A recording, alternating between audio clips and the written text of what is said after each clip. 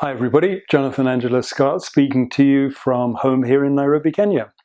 And today's chat on photography, top tips, is about ethics. And I think there's a lot that we can learn from what has worked and what hasn't worked, what has made it easier to try and to weave a path through the COVID pandemic. So firstly, I think it's about being considerate. When Angie and I get up in the morning, we're out before dawn, before the light comes up, looking for big cats or whatever else is going to make a beautiful photograph. There's going to be other people there. Other people, other vehicles, guides, visitors who want just as much as we do to have an incredible safari and to capture some memorable images. So be considerate. Now, we love to shoot backlight and sidelight. And quite often, people in other vehicles, they don't know about the light. They're not necessarily photographers. They're just here to have a wonderful safari. So you have to be very careful as you position yourself for the best of the light as a photographer that you don't get in somebody else's shot. And you'll soon know if you do, because you'll see all kinds of gesticulations, get out of the way, you're in my shot. And of course, particularly with film crews, it can be crucial. Because it's not a question of just missing one still image, it's the fact that you might cut across a sequence and completely destroy it. So look at what other people are doing. Try and be considerate, not just in the way you move your vehicle towards other visitors, other people, other photographers, but also to your subject as well. And so getting the light right often means being in the position which is smack potentially in somebody else's shot. So you have to be there first if you possibly can and establish your position, but also to be generous. So for instance, when we're filming, there are times where we're at Dave's Tree with Charm and her cubs, 2019 when we were filming Big Cat Tails, or with Kabibi and Cloudy Eye, 2019. Actually, with Charm, it was 2017. And you're going to stake out a situation because you know it's going to deliver great photographs. Dave's Tree, beautifully scenic, a den site for the mothers with cubs. And you're going to want to be there probably all day. And there's going to be lots of other people coming and going who would also love to get some wonderful views, not just necessarily pictures. So if you can at times move back and let somebody else share the wonderful view that you've got, and sometimes you can't. It's a leopard, there's only one position, first come, first served. That's the reason why you make sure to be up early and stay out as late as you can. You're going to be there at every moment that you can to get the best of the situation, but be generous. Now, mothers with cubs. So we all know, whether we're mothers or fathers, little, tiny, vulnerable creatures they take a lot of care and attention. So and we always know that what makes for great pictures with big cats is if you can find a mother with cubs. There'll be more activity, more socialization, suckling, playing, cubs playing with each other, cubs playing with mum, mum having to food or hunt more to get food, sufficient food for her youngsters. So whenever we filmed Big Cat Tails, or before it, Big Cat Diary, we always looked for situations where we had the maximum opportunity for photography, and that meant mothers with cubs. But when mothers have little cubs, from time to time, they may want to move them from one den site to another. And they will look and watch for hours, sometimes days, before making their next move. And when they do, perhaps carrying a cub in their mouth, every photographer is thinking, that's the shot.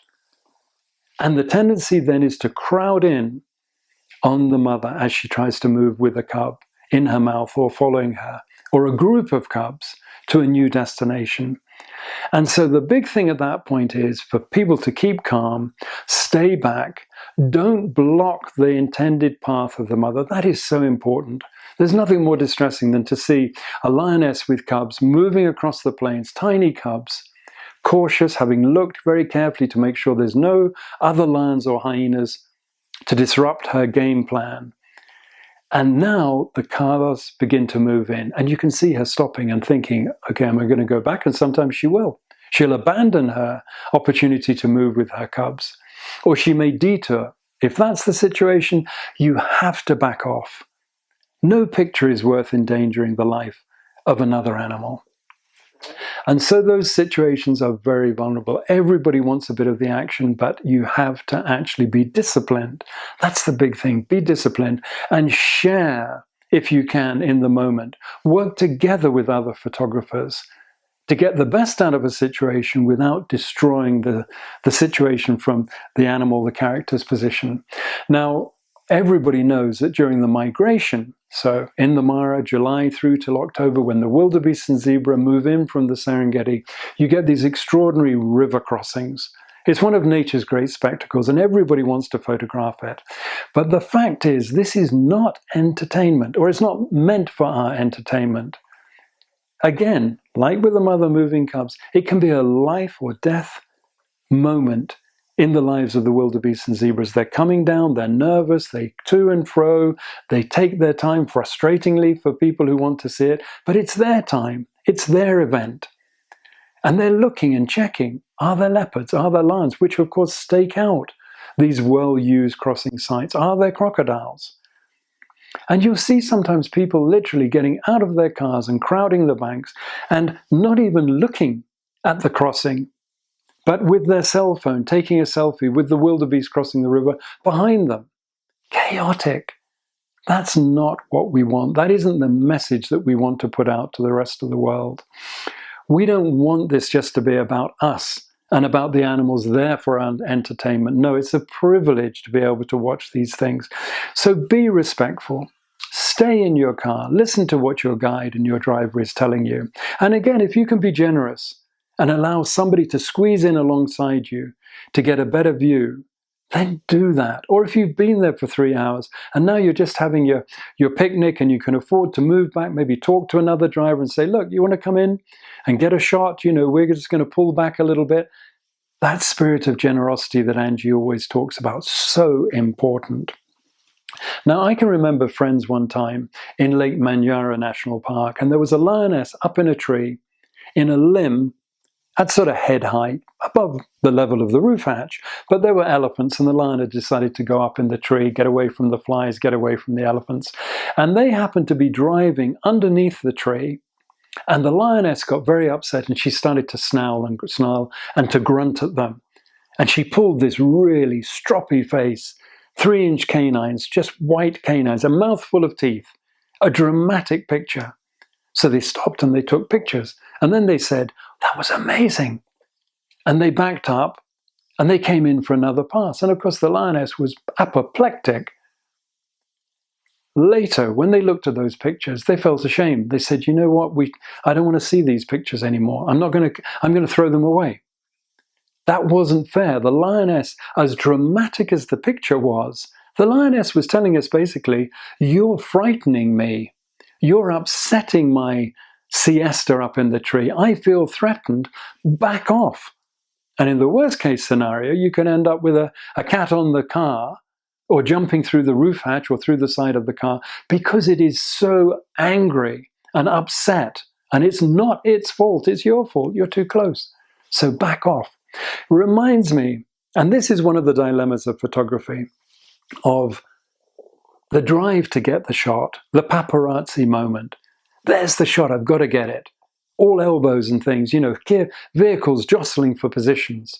And this one photographer, an underwater photographer, great photographer, who said he captured that sense of mayhem and of adrenaline rush when you think that the shot is about to happen. And he said, you know, there are times when I feel I'd put my head in the wide open mouth of the shark because I can see how dramatic that picture is. And of course, in some ways, you're thinking about showing that image, showing off with that image. But photography is all about loving taking pictures. Your pictures, taking pictures for yourself, not for somebody else. Yes, wonderful if you can share the joy of an image, of a situation with other people. But you don't want pictures which ultimately you cross that line of good behavior. You put pressure on the subject in a way that wasn't fair.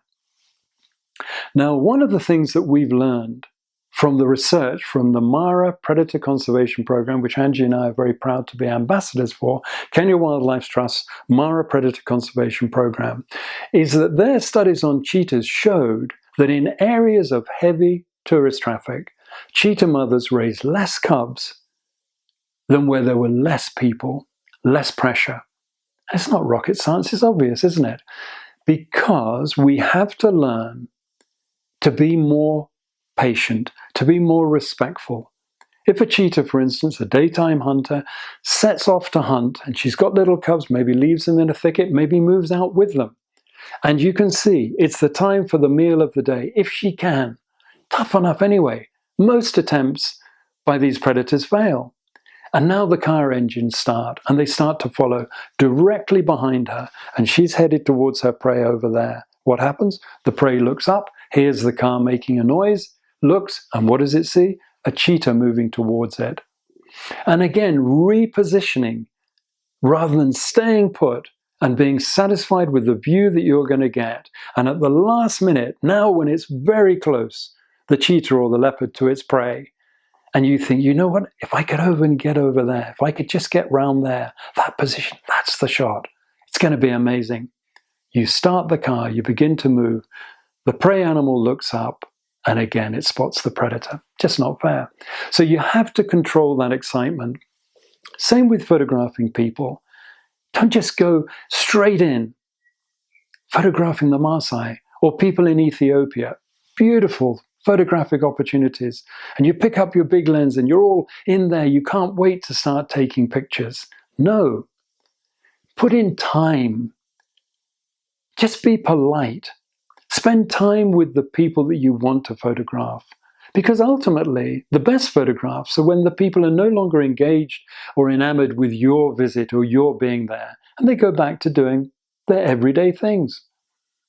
Tending their cattle, milking the cows, playing with their children, polishing a spear. Now there's the picture. But you don't get it by rushing things. Be polite. It's a little bit like when somebody phones you up in the morning. And it's so tempting, isn't it, just to get right to it. Oh, hi, Jim. Yeah, how's my money doing? Or have you got that car for me that I wanted to hire? And Jim maybe will say, hi, Jonathan. How's the family? How are the kids? Everything okay? How's Angie doing? Calm down. Be respectful. And when I say calm down, one of the blights on our civilization has to be noise.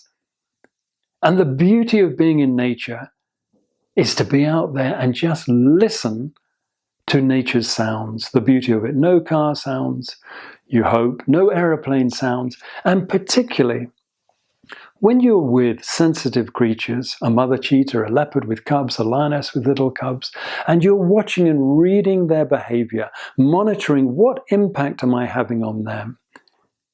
Do they look a little uncomfortable? Should I pull back a little bit?